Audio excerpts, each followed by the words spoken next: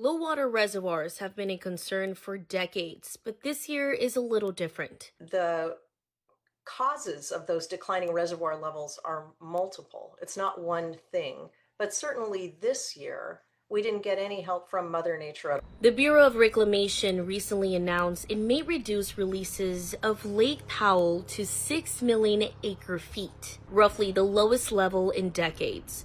An acre feet is roughly 325,000 acres.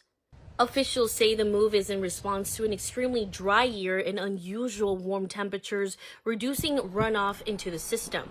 There are really two big reasons behind the Bureau's announcement, and one is to try to keep Glen Canyon Dam producing hydropower. Sarah Porter, who is a water policy expert at ASU, tells me the Bureau is trying to avoid water getting so low that it would stop producing hydropower. The reservoir has been going down, and one concern about that reservoir is that there are some special outlet tubes that are designed to allow water to be released from lower levels, but the Bureau has concerns that those tubes won't work. The Bureau has proposed an emergency-style plan aimed to stabilize the system, including sending less water out of Lake Powell to keep the lake higher so Glen Canyon Dam can continue operating. They will also move additional water into Lake Powell from Flaming Gorge Reservoir, which is full right now. So what can these changes mean for the people across Arizona, including Yuma?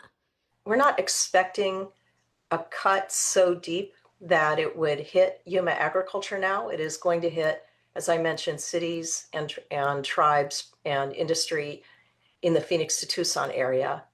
We don't expect significant cuts to Yuma agriculture. And all of this is happening at a crucial turning point for the Colorado River.